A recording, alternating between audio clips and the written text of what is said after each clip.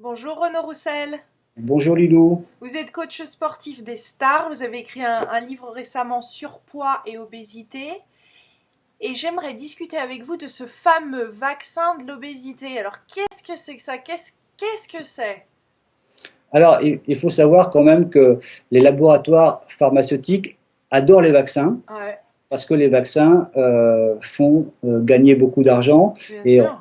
on voit bien aujourd'hui, nous avons un exemple très concret avec le vaccin contre la grippe A qui a été un véritable pactole pour les laboratoires. Donc, il faut savoir d'un autre côté que pour 2015, l'OMS annonce 2 milliards 300 millions de personnes en surpoids et obèses. D'accord? Donc, imaginez vaccin associé à 2 milliards 300 millions de Kaching. personnes à vacciner, ce serait, voilà, là c'est le jackpot. Donc les laboratoires, d'une part, sont très intéressés par ce créneau. Ouais. D'accord? Ensuite, alors les voies de vaccination, en ce moment, les laboratoires réfléchissent à un vaccin qui pousserait l'immunité à créer des anticorps qui se retourneraient contre certaines hormones de votre propre organisme pour des hormones jugées coupables du surpoids et de l'obésité. Mais jugées, mais ce qui n'est pas prouvé, hein, c'est juste une suspicion, comme par exemple la gréline, qui est une hormone qui est suspectée d'aider au stockage des graisses, et en tout cas à prendre du poids. Donc on la soupçonne, on essaie de faire un vaccin. Donc ces anticorps vont se retourner contre votre organisme. Moi, je trouve ça assez dangereux qu'un vaccin lutte contre autre chose qu'un élément extérieur. Un vaccin, pour moi, doit lutter contre un virus, contre une maladie, contre un élément envahissant extérieur. Ouais, l'OMS qualifie l'obésité d'une épidémie, c'est ça, non? Voilà, D'une là, pandémie? on fait des amalgames dans les termes, on fait peur, d'accord? Obésité, pandémie, et Donc on comment. lutterait contre le vaccin on lutterait pardon contre le virus de l'obésité? Alors, là c'est encore autre chose. Est-ce qu'il y a une autre voie, un autre vaccin qui, lui, lutterait contre un virus? Parce que certains chercheurs pensent avoir trouvé un virus, un véritable virus, cette fois-ci responsable du surpoids et de l'obésité. Donc là, ce sera un vaccin qui pousserait l'immunité à détruire un virus. Bon, alors c'est assez douteux quand même, et qu'un virus fasse passer une personne de 80 à 250 kilos. Donc, alors ce genre de vaccin, si il existe, pourra peut-être faire perdre quelques petits kilos à des personnes atteintes d'un véritable virus qui a pu les faire grossir éventuellement. Mais de là à lutter contre l'obésité, je ne pense pas. Et encore une fois, moi je trouve très dangereux pour les autres types de vaccins de pousser un système immunitaire à se retourner contre son propre organisme. Je pense qu'il risque d'y avoir de grosses surprises si ce vaccin sort à long terme. Est-ce que les études sont suffisantes sur le long terme pour prouver que ça ne va pas chambouler le système immunitaire à un point tel qu'il y aura des effets secondaires absolument néfastes? Et d'autre part, le vaccin contre la gréline a déjà été essayé chez l'homme, d'accord? Et il est tout à fait modeste au niveau des résultats. C'est-à-dire que ce vaccin contre cette hormone, la gréline, n'a fait perdre en moyenne que 3,6 kilos aux patients qui Ouais. l'ont essayé. D'accord? Donc, se faire vacciner pour 3 kilos ou 6, je ne vois pas trop l'intérêt, d'autant plus que ce vaccin est à 4 injections. D'accord? Bah Donc, bien sûr. Tant qu'à aller au jackpot, autant aller au méga jackpot. autant le multiplier par 4, d'accord? Ah Donc bah. 2 milliards 300 millions multipliés par 4, et encore à cela va s'additionner tous ceux qui sont non obèses et qui, sous couvert d'une immunité anti-kilo, vont se précipiter sur un vaccin pour ne pas être gros, Ouais. Mais là d'accord? on en est au stade des rats, hein. On n'est pas encore au stade humain.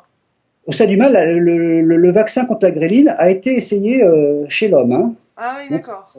il y a eu des expériences faites sur Mais le l'homme. Donc vaccin anti-obésité là, oui, donc les nouveaux ont aussi été testés chez non, l'homme aussi? non. Donc il y a uniquement le vaccin de la gréline, contre la gréline qui a été essayé sur l'homme. Il y a un autre vaccin contre une autre hormone qui s'appelle PIG, qui est en cours d'essai chez le rat. Et le vaccin contre ce virus La suspecté, D36?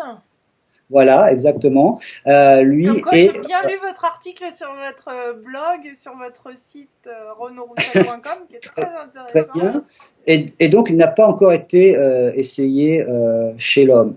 D'accord? Mais moi, je trouve ça assez, je trouve la démarche assez pernicieuse parce que, en fait, donner aux gens l'espoir de pouvoir manger à volonté sans grossir, c'est très dangereux parce que même si ce vaccin marche, même s'ils trouvent, ils vont peut-être finir par trouver un vaccin qui va vous empêcher de prendre du poids comme ça. Donc, sous couvert d'un vaccin anti-kilo, vous allez pouvoir manger à outrance sans prendre de poids, mais manger à outrance, manger trop, créera toujours des maladies. D'accord? Manger trop de graisse, trop de sucre, trop d'éléments industriels, des gâteaux, des bonbons, ce que vous voulez, ça va forcément créer des maladies qui ne sont pas liées forcément uniquement à une obésité, puisque vous ne serez pas obèse, donc, mais le système cardiaque. Vous allez tout de même vous faire du mal aux artères, au cœur, en mangeant trop de graisse. Donc, je ne vois pas Sans l'intérêt. Ça parler va des donner. troubles psychologiques qui sont derrière tout ça.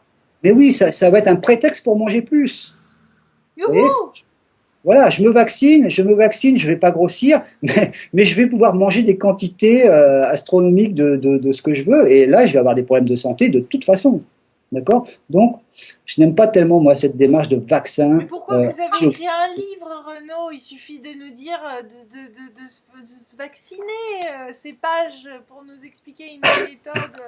Voilà, si c'était vraiment aussi simple que ça, un simple vaccin, franchement, là, chapeau, non mais j'y crois pas. Franchement, je ne crois pas à cette démarche. Moi, je crois dans le comportement alimentaire et l'éducation alimentaire. On mange en connaissance de cause et on mange en se faisant plaisir, mais pas dans des débordements qui peuvent nous rendre malades. Ouais. Et on comprend le Voilà. mécanisme qui est derrière. Merci de nous avoir expliqué ça dans votre livre. Surpoids et obésité, vous expliquez bien comment ça fonctionne, comment on a fait pour en arriver là. Et il faut déjà, voilà, il faut déjà apprendre à comment fonctionnons-nous, comment fonctionne notre organisme, et surtout comment réagit-il face aux aliments. Une fois qu'on a compris ça, on peut continuer à manger, à se faire plaisir et sans prendre trop de poids en tout cas. Parce que je pense qu'on a tendance à prendre du poids aussi ou à continuer à en prendre parce qu'on veut plus regarder la réalité en face. Et c'est là où c'est important de se mettre le nez dedans et peut-être de s'informer, de pas avoir peur de s'informer, de connaître la vérité, pour ensuite Exactement. petit à petit prendre des décisions qui sont éduquées et qui vont faire une grande différence à long terme. La respiration, par exemple, pour les personnes en surpoids et en obésité, me paraît essentielle. C'est justement en envisageant le long terme qu'on va pouvoir résoudre ce problème de surpoids et d'obésité et non pas et arrêter de croire au miracle, un vaccin miracle, un régime miracle, un aliment miracle. Certaines personnes en sont à croire que des aliments font maigrir parce qu'on a réussi à leur faire croire ça, alors que c'est absolument faux. Aucun aliment n'a le pouvoir de faire maigrir. C'est pas parce que vous avez mangé des gélules d'ananas que vous allez maigrir. D'accord? Arrêtez de faire croire n'importe quoi aux gens. Donc pour ça, il faut que les gens se documentent, s'instruisent, s'éduquent. Et voilà, donc pourquoi j'ai voulu transmettre tous ces messages. Et voilà le Pour... pourquoi aussi de cette interview. Merci beaucoup Renaud Roussel. Merci les loups. Merci à vous. Au revoir, à bientôt.